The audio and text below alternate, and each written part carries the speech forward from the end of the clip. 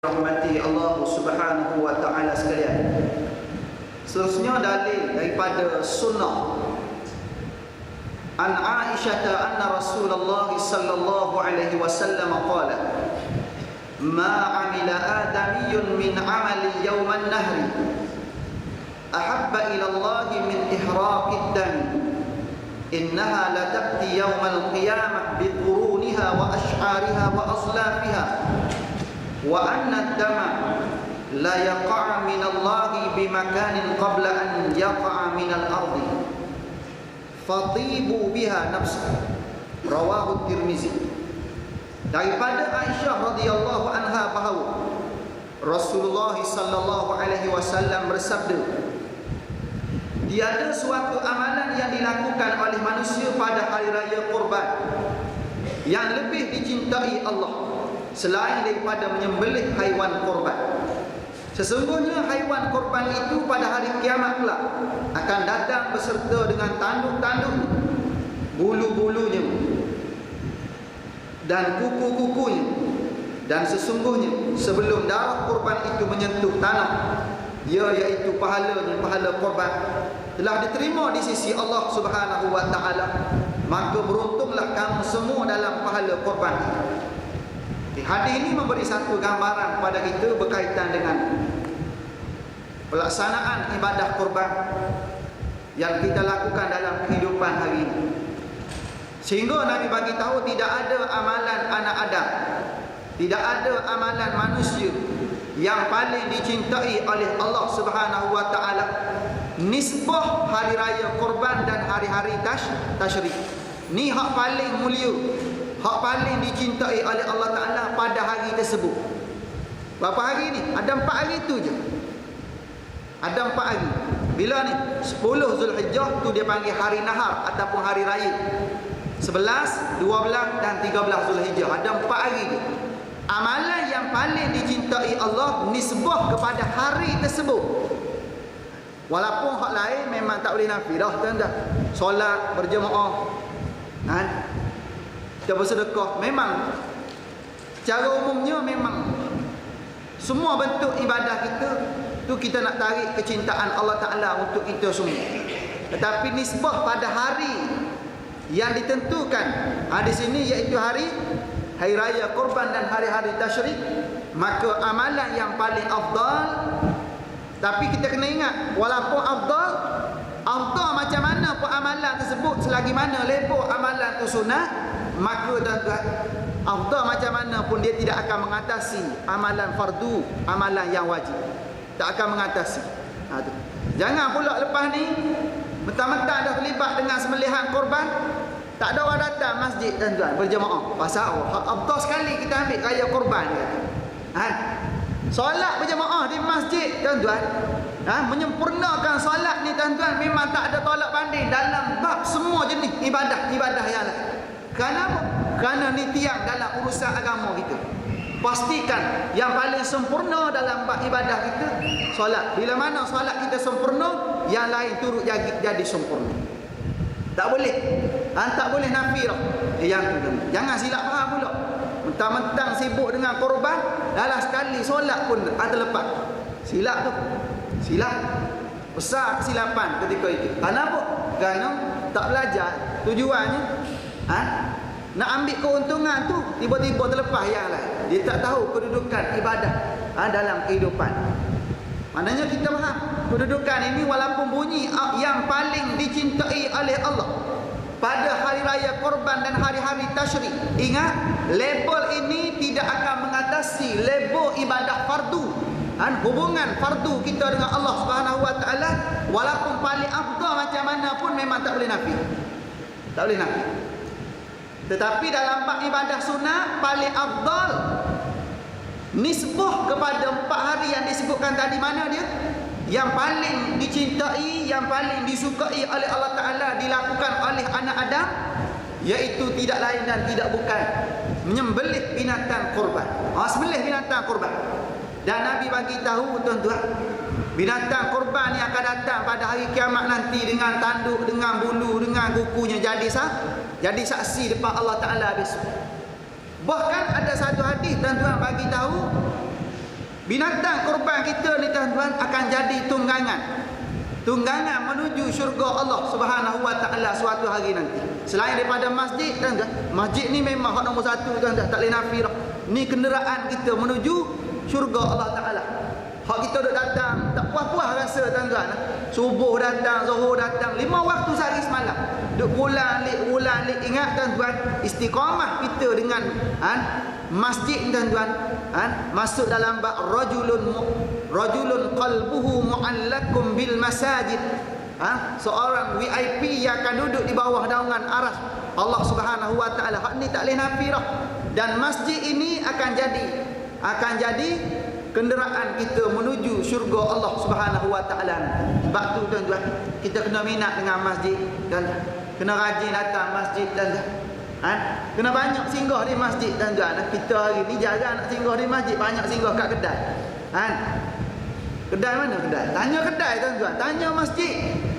Tanya masjid. Kalau kita pergi satu-satu kampung, tuan-tuan, jangan lupa pergi masjid. Pergi masjid, tuan-tuan. Kalau tuan-tuan nak tengok hebat satu-satu kampung, tuan-tuan pergi masjid, tuan-tuan tengok jemaah di masjid. Kalau jemaah hidup di masjid 5 waktu sehari semalam, hebat penduduk kampung tu. Kalau ramai jemaah tu lebih-lebih lagi subuh, tuan-tuan boleh duduk di kampung tu, tuan-tuan. Orang-orang di kampung tu orang-orang yang hebat. Tapi kalau tuan-tuan pergi masjid ada imam, bila siap batu jemaah ada 3 orang. Berhati-hati, tuan-tuan. Berhati-hati. Kereta kita parking tu, tuan-tuan, berhati-hati. Segala harta benda kita berhati-hati kalau kita orang baru, tuan. Kenapa? Kerana orang di tempat tersebut jauh daripada rahmat Allah Taala. Rumah rahmat mana dia? Ni dia. Rumah rahmat Allah Taala, tuan-tuan. Yang paling mulia di dalam qaryah kita, dalam negeri kita, dalam taman kita, ni masjid, surau. Tengok, tuan-tuan. Dan orang yang datang surau ni, tuan-tuan, orang yang nak cari kemuliaan di sisi Allah Taala. Sebab tu kalau tuan-tuan nak jadi orang mulia di sisi Allah, maka kena ruang-ruangkan masa dengan masjid. Nak pastikan kita ni beriman, nak pastikan kita bertakwa, maka tuan-tuan tak ada tempat lain, tuan-tuan, kecuali kita datang ke masjid. Pastikan kita salah seorang yang istiqamah ulang alik daripada rumah kita ke masjid. Pasal masjid ni Nabi kata baitu kulli taqiyyin, rumah bagi orang-orang bertakwa pada Allah Taala. Benda ni tak boleh berbohong, tuan-tuan. Nak istiqamah, tuan-tuan, tak boleh kalau kita saja-saja nak datang masjid, tuan-tuan. Kalau bukan kerana ciri-ciri takwa tu ada pada kita, dia tak boleh. Takkan lama dia mari rasa lama ustaz ni kuliah, rasa macam 3 jam rasa. Pasal apa tu? Pasal bukan tempat dia, tuan-tuan. Tapi bagi orang bertakwa, ustaz kuliah 3 jam tak apa, tuan-tuan. Dia tak tengok jam. Bagus ni, tuan-tuan ni. Sampai pukul 10 malam ni, tak lari ni. Tuan-tuan tak lari, saya lari. Pasal takwa lah dia, tuan-tuan. Rumah orang bertakwa, tuan-tuan. Dia jadi selesa. Bila mana dalam suasana masjid, seronok, rasa lapang dah ada, tuan-tuan. Ni rumah orang bertakwa. Tapi kalau pergi pasar, serabut kepala roh. Serabut kepala, tuan-tuan. Kadang-kadang kita tulis dah atas kertas je, elok roh. Nak pergi pasar malam ni. Nak beli bawang, nak beli sayur, nak beli ikan, macam-macam. Kalau kita dah tanda, pergi sana, tuan-tuan, hak ni panggil. Hak ni lelung pakaian. Hak ni lelung pisau sembelih. Macam-macam lelung. Lala sekali kita serabut kepala. Dalam sekali apa hak kita catat tadi, tuan-tuan, kadang-kadang tak terbeli yang tu, hak lain pula kita beli, tuan-tuan. Nak cerita celarunya, tuan-tuan, tempat-tempat macam tu. Sebab tu Nabi bagi tahu tempat hak paling Nabi benci mana dia? Pasar. Hak paling Nabi suka ni masjid, rumah-rumah Allah, tuan-tuan. Kita hak paling suka mana? Pasar ramai, tuan-tuan. Kalau tuan-tuan pergi pasar, ya Allah, ramai, tuan-tuan. Tambah pasar malam. Pasar raya ramai, tuan-tuan. Nak parking pun susah, tuan-tuan. Pasar raya ramai. Ni masjid, tuan-tuan, rumah orang bertakwa, rumah orang beriman. Ni kenderaan kita suatu hari nanti. Tak ramai, tuan-tuan. Orang sama, gambar sama je, tuan-tuan. Mari sekali gambar sama, mari 2 gambar sama, tuan-tuan. Tak apalah. Jangan pula tengok-tengok yang dah ada gambar yang dah ada hilang. Jangan. Hilang kita ketika tu biar kesudahannya mati. Ataupun kita pindah pergi masjid lain dengan sebab tuan-tuan urusan kerja kita terpaksa kita singgah di masjid tersebut. Tak apa. Tapi kalau saja-saja nak solat di rumah seorang diri, minta maaf tuan-tuan, itu bukan ciri-ciri kita. Bukan ciri-ciri kita sebagai orang yang cari nilai kebahagiaan di akhirat. Biar kita ni tuan-tuan nampak nilai akhirat tuan-tuan. Okey, balik pada tajuk asal. Bab korban pula. Maknanya tuan-tuan binatang korban yang akan jadi saksi depan Allah Subhanahu Wa Taala besok tuan-tuan. Dia datang dengan bulu, dengan kuku, dengan tanduk. Sebab tu kena cari hak hebat sikit. Bila mana kita nak tepah lembu korban, kena pergi tengok. Jangan main call dalam telefon. Lembu tu kat mana? Tu dalam ladang kelapa sawit. Mana satu? Tu tuan-tuan tak jadi. Akak jual beli macam tu. Lembu tu ramai tu, tak padan tu. Kita akak jual beli tuan-tuan dalam keadaan tak tahu yang mana satu. Kita pun tak tahu apa benda tuan-tuan. Tak jadi yang jadi. Kita nak macam mana? Paling kurang tuan-tuan kita pergi tengok, kita tahu fizikal lembu tu tuan-tuan. Besar ke kecil ke, kurus ke, gemuk ke tuan-tuan. Tapi yang afdal untuk ibadah korban ni tuan-tuan, kalau boleh, Nabi sebut perelokkanlah binatang korban kamu. Dengan maksud macam mana? Kalau kita nak sembelih lembu korban, kambing korban, apa saja ibadah korban kita, cari hak besar, hak gemuk tuan-tuan. Hak nampak gah tuan-tuan. Kerana ni syiar di sisi Allah Subhanahu Wa Taala. Ni saksi depan Allah Taala. Kena cari hak besar. Mahal sikit tak apa. 500 Allah mahal. 500 sekali tolak troli pergi Ion Big belakang tu. Tolak troli tuan-tuan, belum penuh troli 500 melayar. Belum penuh lagi dah melayar. Tu nak isi perut kita makan malam, buang pagi esok. Selesai. Mati jadi makanan cacing, makanan ulat. 500 kita tanam modal dalam bulan ini tuan-tuan. Dalam bulan Zulhijjah 10, 11, 12 dan 13 Zulhijjah nanti. Ni tuan-tuan kita nak dapat keampunan Allah. Kita nak cari redha Allah. Kita nak pasti level kita tuan-tuan yang berkemampuan ini tuan-tuan bersatu hati dengan fakir miskin yang layak menerima daging korban itu. Besar pengorbanan kita tuan, bukan semata-mata makan daging. Kalau semata-mata makan daging jangan tunggu raya korban, seksa kita tuan-tuan. Tunggu demi tunggu lambat lagi. Pasal apa nak makan daging? Tak betul cara tu. Korban ni bukan semata-mata makan daging, sunat je kita makan tuan-tuan. Peserta korban sunat ambil sikit, buat sekali makan. Lepas tu yang semua lagi tu bagilah kepada yang memerlukan, sama ada miskin, ataupun fakir ataupun miskin, ataupun bagilah sikit pada orang kaya-kaya tuan-tuan atas jalan hadiah. Yang kita tuan-tuan sunat ambil sikit je. Jangan duduk 3 bulan makan hak tu lagi. Mentang-mentang masuk penyertaan korban tuan-tuan, tengok-tengok peti dalam rumah tu penuh. Dalam tempat penuh. Allah. Pasal apa? Pasal sembelih korban tahu tak? Makruh perbuatan macam tu tuan-tuan. Jangan buat macam tu. Kenapa? Kerana nilai ibadah korban tadi tuan-tuan, nama dah pengorbanan. Pengorbanan. Bila mana pengorbanan kita kena korban, milik kita kena korban, senangkan orang lain. Kenapa? Kerana kita korban apa yang ada pada kita. Kita nak ambil nilai akhirat yang sebenar tuan-tuan. Kita korban yang kita punya sini untuk kongsi hidup dengan orang lain. Lepas tu kita nak ambil nilai sebenar di akhirat nanti. Itu kedudukan kita.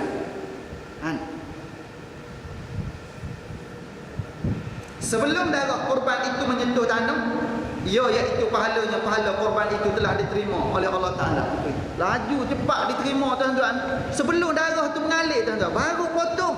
Sebelum jatuh tuan-tuan, agak-agak laju tuan-tuan, potong tu darah tu masuk tuan-tuan. Sebelum darah tu jatuh ke bumi, Allah Ta'ala dah terima ibadah korban kita. Syarat ikhlas. Hebat tuan-tuan kedudukan ni tuan-tuan. Nabi istilahkan perkara ni tuan-tuan, begitu hebat tuan-tuan kepada kita. Maka kita kena buat yang terbaik dan kena rasa 1000 keuntungan. Kena rasa beruntung sangat bila mana kita antara salah seorang yang terpilih terlibat dengan ibadah korban. Dalam riwayat lain Nabi bagi tahu, Nabi kata macam mana? Tidak. Nabi bagi tahu tidak ada amalan anak Adam yang paling afdal pada hari raya korban dan hari-hari tasyrik melainkan dengan cara menumpahkan darah binatang korban. Maka sebelum titisan darah pertama jatuh ke bumi, maka Allah Ta'ala telah ampunkan dosa-dosa kita yang telah lalu. Kalau tadi terima pahala, terima pahala. Yang kedua, riwayat kedua, Allah Ta'ala dah ampun dosa-dosa kita yang telah lalu. Hak zaman jahiliah, zaman pakai seluar pendek dulu, zaman pakai skirt dulu, ampun semua tuan-tuan. Dosa apa tu? Dosa-dosa ke?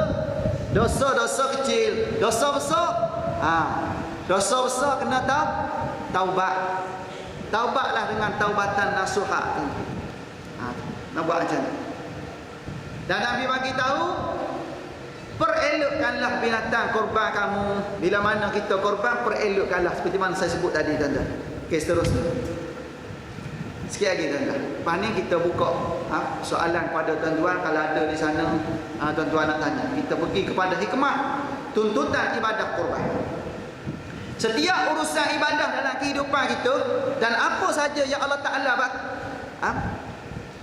hantar atas muka bumi, tuan-tuan, Allah Ta'ala buat atas muka bumi hari ni ada hikmah tak? Hujan, contoh malam ni hujan, petang tadi hujan, ada hikmah tak? Ada. Panas, ada hikmah? Ada. Kadang-kadang kita tahu ada hikmah, kadang-kadang kita tak tahu hikmah tadi. Yang pasti kita bersandar, tuan-tuan, setiap apa yang dilakukan oleh Allah Ta'ala, setiap tindakan Allah Subhanahu Wa Ta'ala itu, tuan-tuan, ada hikmah di sebaliknya. Sama, tuan-tuan, dalam urusan ibadah, semua bentuk ibadah ada hikmah tak? Ada. Ibadah korban ada hikmah? Ada. Antara hikmahnya kita menghidupkan amalan sunnah. Hidupkan sunnah. Sunnah siapa ni? Sunnah Nabi Allah Ibrahim alaihissalam, dan disyariatkan pula kepada Nabi kita sallallahu alaihi wasallam. Sunnah Nabi Ibrahim dan syariat juga kepada Nabi kita, sunnah Nabi kita juga, tuan-tuan, sallallahu alaihi wasallam. Nabi Allah Ibrahim dulu, tuan-tuan, bukan sembelih kambing, bukan sembelih lembu macam kita, tuan-tuan. Pada peringkat awal Allah Ta'ala perintah Nabi Ibrahim suruh sembelih siapa? Sembelih anak kesayangannya Nabi Ismail alaihissalam. Suruh sembelih, tuan-tuan. Lalu, tuan-tuan, terbukti, tuan-tuan, dua orang Nabi yang hebat, si ayah dengan si anak, tuan-tuan, dua-duanya, tuan-tuan, Nabi Allah Subhanahu Wa Ta'ala yang hebat. Lalu Allah Ta'ala nak zahirkan perkara ni kepada kita pada hari ini, tuan-tuan, melalui dua orang Nabi yang hebat. Allah Ta'ala perintah si ayah sembelih anak kesayangan. Lalu ayah ni, tuan-tuan, yakin perkara ni perintah Allah, benar-benar beriman kepada Allah, maka dia sememangnya nak sembelih anak, tuan-tuan. Dengan sebab perintah Allah, anak setelah dia tahu ini perintah Allah, yakin ini perintah Allah, memang reda untuk disembelih. Dan sememangnya perilaku tersebut sudah dilaksanakan oleh Nabi Allah Ibrahim dan Nabi Allah Ismail alaihi wassalam. Dua-dua, tuan-tuan, tunduk dan patuh pada perintah Allah. Bila mana perkara tersebut untuk dilaksanakan, tuan-tuan, anda dibaringkan Nabi Ismail ketika itu. Tunggu masa nak tarik pisau. Allah Ta'ala tengok, tuan-tuan, betapa dua orang Nabi ni, tuan-tuan, telah membenarkan perintah Allah Subhanahu Wa Ta'ala itu dengan penuh keimanan, dengan penuh keikhlasan, dengan penuh ketakwaan. Lalu Allah Ta'ala gantikan sembelihan tersebut dengan seekor kibas yang besar. Seekor kibas digantikan. Maka ambil daripada sinilah, tuan-tuan, kita sembelih korban, tuan-tuan, tiap-tiap tahun tu ambil daripada sini. Selain daripada kita ikut sunnah Nabi kita, cuma bezanya, tuan-tuan, untuk Nabi hukumnya bukan sunat muakkad. Untuk Nabi hukumnya jadi wajib. Hukum sembelihan korban bagi Nabi wajib, sunat bagi umat. Nabi kata, umirtu bin nahri wa huwa sunnatun lakum. Aku diperintahkan untuk sembelih korban. Perintah di sini dengan masuk perintah wajib. Wa huwa sunnatun lakum, dan ianya sunat bagi kamu. Sama ni siapa ni? Kita semua. Kita semua, tuan-tuan. Umat Nabi sunat. Dalam hadis lain Nabi bagi tahu, kutiba alayyan nahru walaysa biwajibin alaikum. Difardukan ke atasku korban, dan ianya tidak wajib ke atas kamu. Tidak wajib pada siapa ni? Pada kita semua. Kamu di sini, kita pada seluruh umat Nabi tidak wajib. Dengan maksud sunat muakkad. Wajib pada Nabi dan sunat muakkad pada kita semua. Pun begitu dalam mazhab-mazhab selain daripada Syafi'i, ada yang mengatakan tuan-tuan pegangan mereka hukum melakukan ibadah korban tuan-tuan, ada yang mengatakan fardu, wajib tuan-tuan. Contohnya dalam mazhab Maliki wajib, dalam mazhab Abu Hanifah hukumnya wajib bagi orang yang tinggal di negara yang kaya dan dia mampu, maka hukumnya wajib dia terlibat dengan sembelihan korban tadi. Walaupun satu bahagian, walaupun seekor kambing. Kita sunat muakkad. Walaupun sunat muakkad tuan-tuan, kalau kita mampu tiba-tiba kita tinggal, maka tuan-tuan hukumnya jadi hukum makruh. Makruh kalau kita mampu tiba-tiba kita tak terlibat dengan ibadah korban, walaupun satu bahagian, walaupun seekor kambing, hukumnya makruh. Kenapa? Karena kita sudah mampu. Syarat terlibat dengan ibadah korban ni ada berapa syarat? Setengah kitab sebut ada 3 syarat, ada setengah kitab sebut ada 4. Kita ambil hak 4, banyak sikit. Yang pertama syarat Islam mula-mula. Orang yang dapat pentaklifan sunat muakkad ini dengan yang pertama sekali syaratnya Islam. Alhamdulillah kita semua alhamdulillah Islam. Dari segi sudut akidah kita dah Islam. Dah cukup syarat satu tu. Yang kedua balik. Cukup amal. Balik semua. Dah 2 cukup.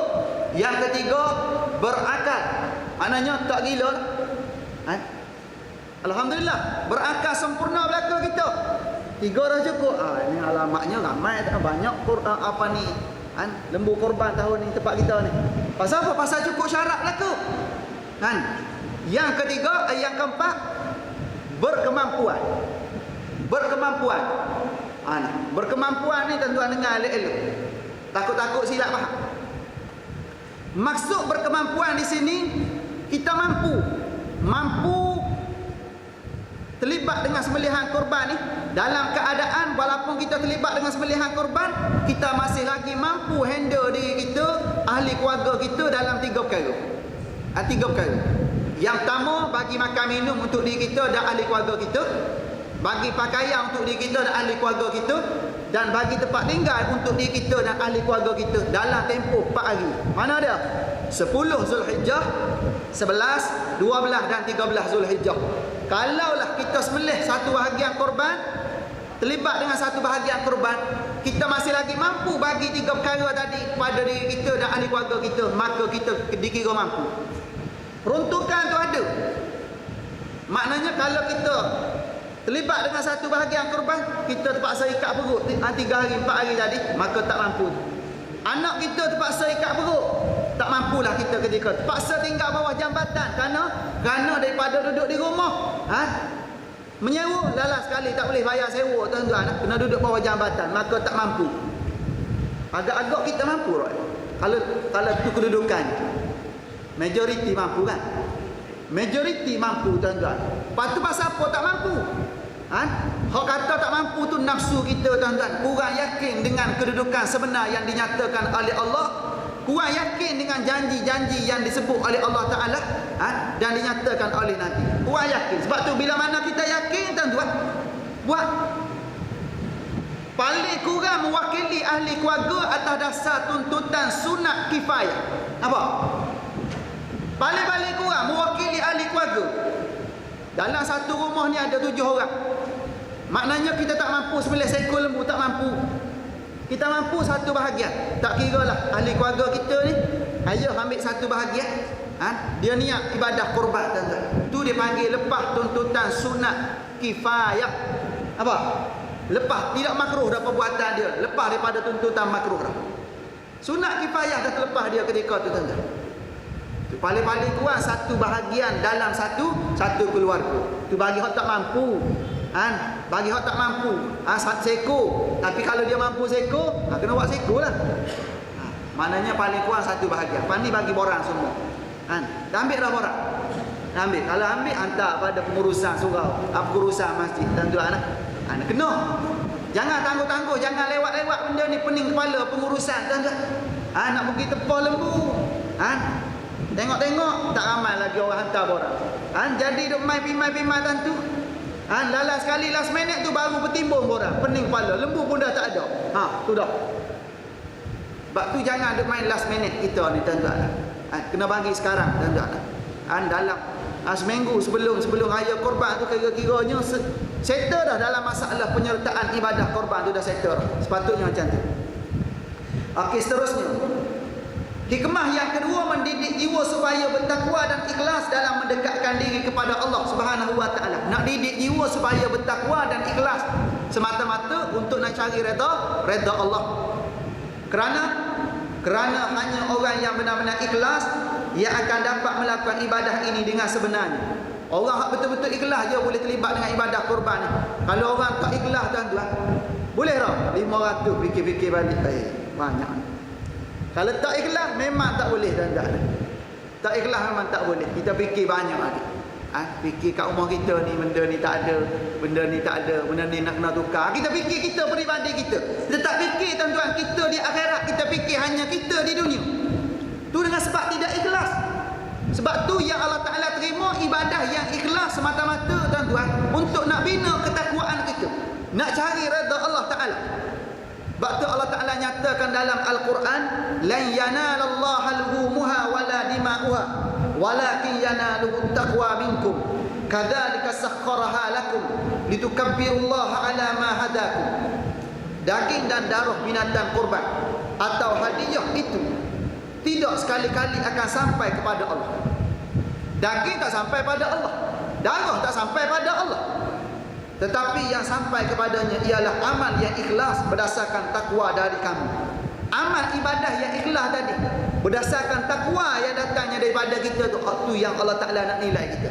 Itu kedudukan kita sebenarnya di sisi Allah Ta'ala. Ikhlas semata-mata nak cari keredaan daripada Allah Subhanahu Wa Ta'ala. Hak tu Allah Ta'ala nak tengok kita. Demikianlah ia memudahkan binatang itu bagi kamu supaya kamu membesarkan Allah kerana mendapat nikmat petunjuknya. Allah Ta'ala dah bagi ruang sepanjang tahun pada kita tuan-tuan.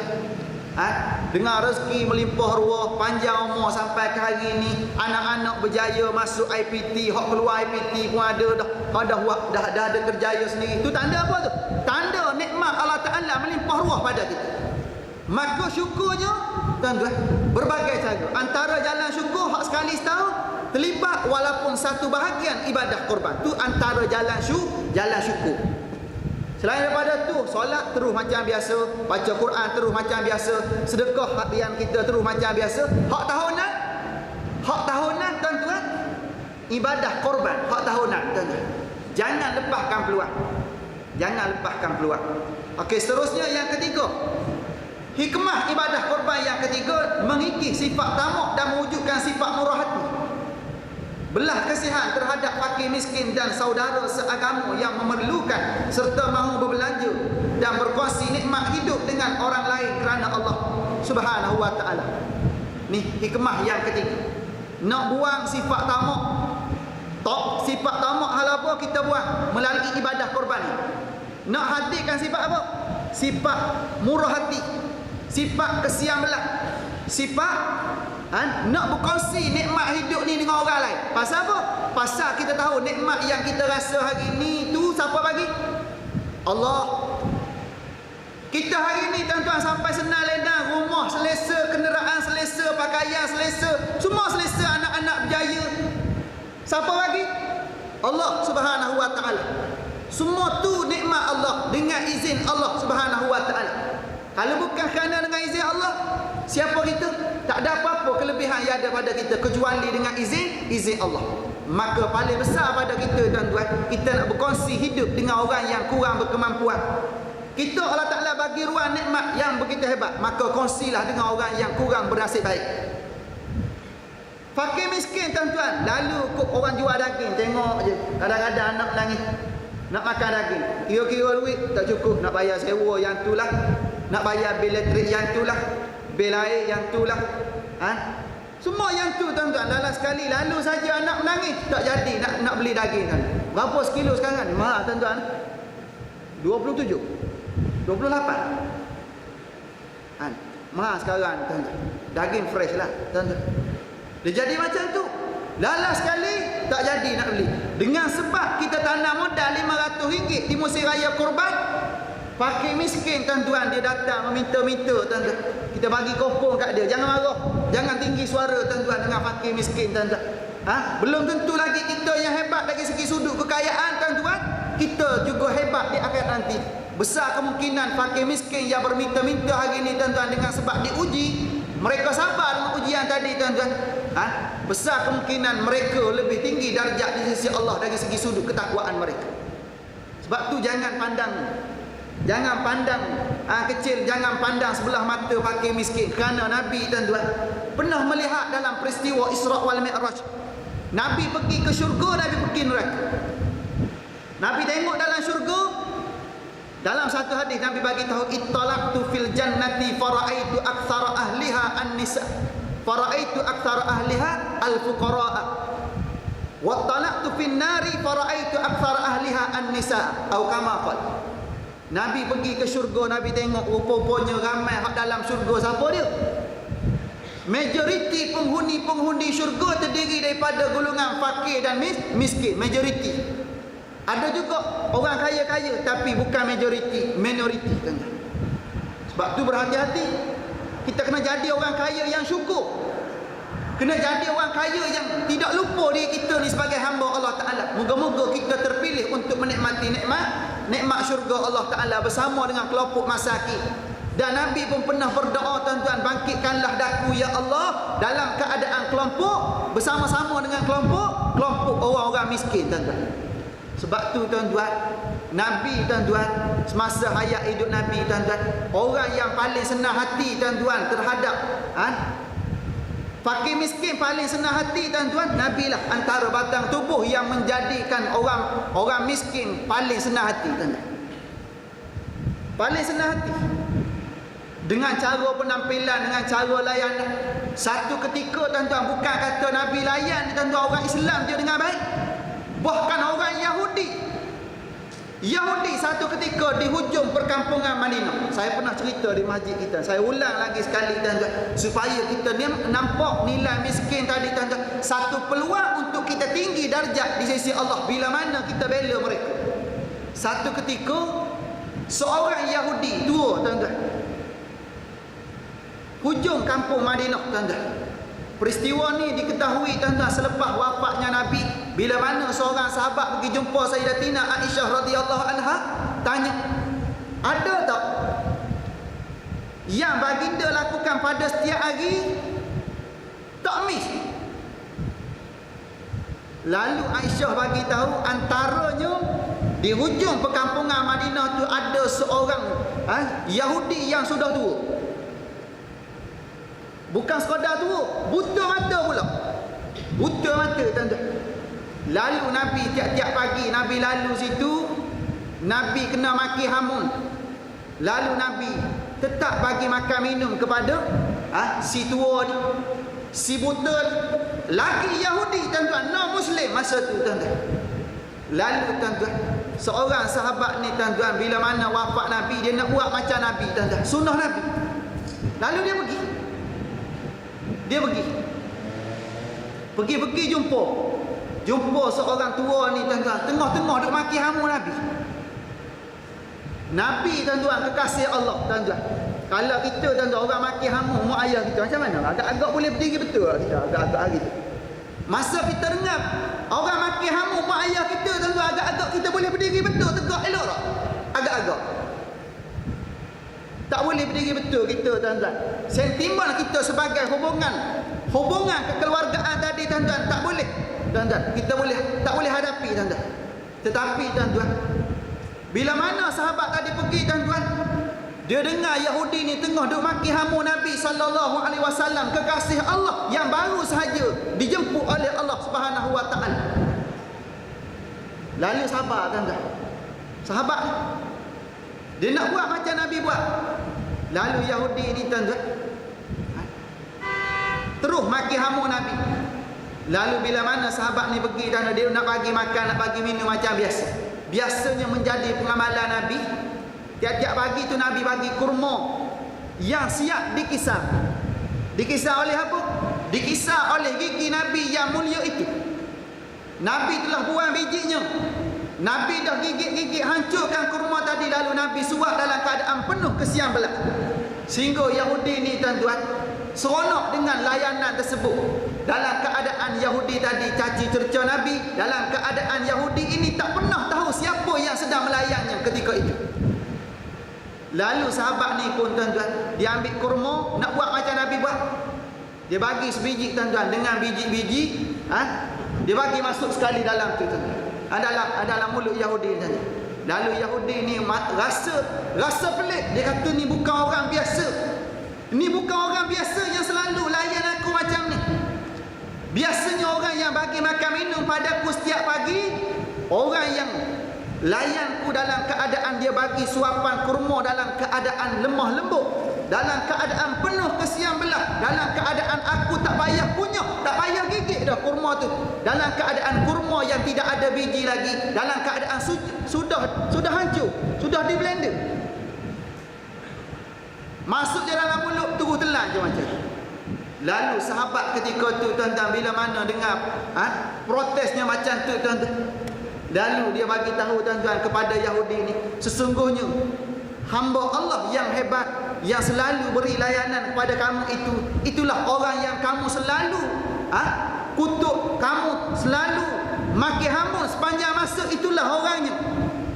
Lalu Yahudi tersebut tuan-tuan menangis sekuat hatinya ketika itu tuan-tuan, mengenangkan apa yang dilakukan oleh Nabi dan apa yang telah diluahkan dengan kata-katanya setiap pagi, dalam keadaan Nabi tetap melayannya ketika itu. Itu seorang Nabi tuan-tuan. Lalu Yahudi ni tuan-tuan mengenangkan perkara tersebut tuan-tuan. Dia minta sahabat ini tuan-tuan supaya ajarkan mengucap 2 kalimah syahadat tuan-tuan. Seterusnya dia memeluk Islam tuan-tuan di tangan sahabat tadi tuan-tuan. Selepas Nabi wafat, inilah kehebatan Nabi memuliakan fakir miskin, sekalipun fakir miskin yang bukan Islam. Kita hari ni tengok bukan Islam, orang Islam pun kita sebelah mata tuan. Kalau bukan Islam, dua-dua belah mata kita pejam. Tapi bukan sini lah, sini bagus sini bagus Alhamdulillah, pak kita sini alhamdulillah. Moga-moga kita jadikan tuan satu iktibar tuan-tuan. Cerita ni tuan-tuan, di samping kita menjayakan ibadah korban, nilai ini tuan-tuan biar ada di lubuk hati kita untuk mentarbiah. Bila mana berlalu ibadah korban, maka tuan-tuan kita dah berubah dalaman kita tuan-tuan. Nak macam tu tuan-tuan. Jangan tengok-tengok balik asal, habis ibadah korban tengok-tengok macam biasa balik, tak berjaya. Maka di sebalik ibadah korban kita nak berkongsi kenikmatan hidup kita dengan orang yang kurang bernasib baik. Biarlah fakir miskin dengan sebab apa yang kita bagi tuan-tuan, mereka rasa seronok dekat dengan kita tuan-tuan. Walaupun sikit, walaupun banyak, tak apa, seronok mereka tuan-tuan. Seterusnya yang keempat, masa habis ni macam mana ni? Kena berhenti kau macam sambung lagi? Sambung lagi? Pukul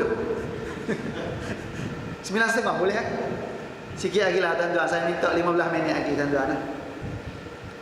Okey, yang keempat, korban juga merupakan suatu amalan yang boleh menghapuskan dosa dan mencapai keredaan Allah. Hapus dosa tuan-tuan. Amalan yang Nabi bagi tahu tuan-tuan menghapus dosa, antaranya amalan sembelihan korban.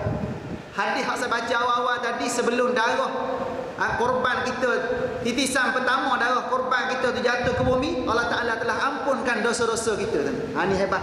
Dan pada masa yang sama tuan-tuan, Allah Ta'ala nak bagi redha pada kita bila mana kita laksanakan ibadah korban kita dan ibadah-ibadah lain dalam keadaan penuh ikhlas, Allah Ta'ala akan redha kita. Ingat tuan-tuan, redha Allah tuan-tuan, perkara ni tak boleh beli dengan wang ringgit sekalipun kita kaya raya. Perkara ni tak boleh tukar ganti dengan pangkat darjat. Perkara ni anugerah Allah sebagai bahan bukti tuan-tuan kecintaan Allah Subhanahu wa taala kepada kita, yang mewakafkan diri kita demi untuk cari keuntungan kehidupan selepas pada mati. Hubungan kita dengan Allah dalam bentuk ubudiyah, bukan dalam keadaan cari kepentingan dunia semata-mata. Perkara ni tak boleh beli dengan harga tuan-tuan. Sebab tu kita buatlah tuan-tuan ibadah kita dalam keadaan kita mengharapkan redha Allah Subhanahu wa taala, bukan kerana benda lain. Bila mana kita cari akhirat, dunia akan ikut kita. Bila mana kita cari redha Allah, redha makhluk di belakang kita, tuan-tuan. Tapi kalau kita cari redha makhluk semata-mata, ingat belum tentu lagi kita dapat redha Allah. Kita cari dunia, kita akan terlepas akhirat. Tapi kalau kita rebut akhirat, dunia akan menjadi tunduk kepada kita. Itu kaedah, tuan-tuan, yang perlu disedari oleh kita. Yang kelima, dapat merapatkan hubungan kasih sayang sesama manusia, terutama antara golongan berada dengan golongan yang kurang bernasib baik. Rapat, tuan-tuan. Kan dalam ibadah kurban ni, tuan-tuan, ramai orang datang masjid ya. Datang surau, datang masjid, tuan-tuan. Rapat hubungan tu, jangan ejek. Bila mana dia orang datang, tuan-tuan, jangan ejek dia. Sebelum ni jemaah tak datang, tak nampak pun. Kuliah maghrib tak ada pun. Kuliah subuh tak ada pun. Jangan ejek, tuan-tuan. Moga-moga dia datang hari itu, tuan-tuan, dia dapat bersatu hati dengan ahli jawatan kuasa masjid. Dia dapat bersatu hati dengan kita-kita yang diberi ruang dah oleh Allah Ta'ala untuk berulalik ke masjid. Moga-moga dengan layanan kita kepada mereka, mereka terpaut hati dengan penampilan kita. Boleh macam tu? Nak macam tu? Islam ajar kita macam tu. Jangan pula masa bagi daging kurban je muncul. Masa bagi kupon je muncul, tuan-tuan. Lalas sekali, tuan-tuan. Kadang-kadang tak sempat ambil daging, dia dah balik, tuan-tuan. Terasa hati, tuan-tuan. Berhati-hati dalam kita menguruskan perkara ni, tuan-tuan. Walaupun kita nak buat benda tu betul dah satu sudut, tapi satu sudut lain, tuan-tuan, kita tak betul dari segi sudut uslub dakwah kita ketika. Berhati-hati. Kenapa? Kerana antara hikmah di sebalik ibadah kurban, kita nak menyatukan hati-hati kita antara orang yang diberi ruang kemudahan oleh Allah Ta'ala dengan orang yang kurang bernasib baik. Biar bersatu hati elok, tuan-tuan. Orang kaya dengan orang miskin bersatu hati. Ada perasaan kesian belah. Ahli jawatan kuasa masjid, ahli jawatan kuasa surau, tuan-tuan, dekat dengan ahli qaryah masing-masing. Nak macam tu. Boleh tak, tuan? InsyaAllah.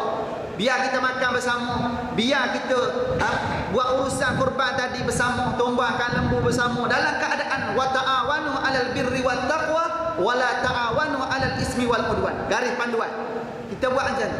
Kita bertolong-tolongan di atas al-birri wat taqwa, di atas perkara kebajikan dan ketakwaan pada Allah Subhanahu wa taala. Kita bina. Kita usahakan bersama. Hak bahagian semelih, hak bahagian lapah, hak bahagian masak. Dah selesai, kita makan bersama, kita agihkan bersama, dan pada masa yang sama, tuan-tuan, kalau boleh, tuan-tuan, berjemaah bersama. Biar bersama juga, tuan-tuan. Saya kalau di masjid saya, kalau sebelum saya jadi ketua rombongan untuk misi musafir kurban di Kemboja, tuan-tuan, sebelum kita agih daging kurban, tuan-tuan, kita bagi tazkirah. Berapa minit? 15 minit. Kita bagi 15 ke 20 minit lah, lebih kurang macam tu lah. Jangan panjang. Pasal apa tu? Ambil peluang, tuan-tuan. Ambil peluang pasal apa? Pasal kita tunggu masa kita bagi kuliah maghrib, dia tak datang. Kita tunggu masa kuliah subuh, lagi tak datang. Hari Jumaat kita bagi kuliah, tuan-tuan, sebelum Jumaat, dia tak datang lagi masa tu. Kita khutbah pertama atas mimbar, dah keluar dah nak tekak, tuan-tuan, atas mimbar, dia tak datang lagi. Bila masa dah datang, kita tengah baca doa pada sultan, baru muncul. Kita baca doa, nak penutup khutbah kedua, baru sampai, tuan-tuan, dengan motor. Pam. Berhenti situ, tuan-tuan. Letak motor, letak selipur, hujung sana duduk sana, sambil tunggu selipur. Maka kita kena ambil peluang bagi tazkirah 15 minit. Bukan nak tibai, bukan nak belasah. Tujuan benda, tujuan kita cerita balik kelebihan mengimarahkan masjid. Kemungkinan mereka ni sedar ataupun tak sedar, kemungkinan mereka ni dah belajar, kadang-kadang lupa balik, kadang-kadang mereka ni tak tahu nilai hubungan kita dengan masjid. Kita cerita balik nilai jemaah di masjid, nilai kita menghidupkan rumah Allah. Berjalan daripada rumah tu nilai-nilai dah, tuan-tuan. Nilai keampunan, nilai kebajikan. Kita cerita balik masa tu, baru dia nampak, tuan-tuan. Paling kurang kita dah ada, tuan-tuan, inisiatif untuk mendekatkan mereka kepada rumah Allah. Pasal yang bagi hidayah kerja kita ke kerja Allah? Bukan kerja kita, tuan-tuan, kerja Allah. Kerja kita benda. Kerja kita, tuan-tuan, kita usaha berdakwah dengan macam-macam uslub, macam-macam suasana, tuan-tuan. Dia tak nak dengar kuliah maghrib, tak apa. Tak apa. Tak nak datang dengar kuliah subuh, tak apa. Tak nak datang dengar kuliah sebelum Jumaat, tak apa. Bila masa pula kuliah sebelum agih daging kurban, ambil nak. Kita bagi macam tu tuan-tuan. Kita buat macam tu tuan-tuan. Baru dia rasa Allahu Akbar tuan-tuan. Nilai tadi tuan-tuan menyentuh hati tuan-tuan. Bila mana perkara-perkara ni semua peringkat kita buat, insya-Allah tuan-tuan, ada masa ada ketika Allah Taala akan nilai balik kita tuan-tuan. Nampak kesungguhan tuan-tuan, besar kemungkinan Allah Taala akan campur taufik dan hidayah kepada audien yang menyaksikan apa yang kita dedahkan kepada mereka. Itu yang kita nak tuan-tuan. Banyak lagi perkara lain tuan-tuan. Dari segi sudut hukum hakam, saya nak buka pada tuan-tuan. Apa saya tak sempat sentuh ni, tuan-tuan tanya. Tuan-tuan tanya.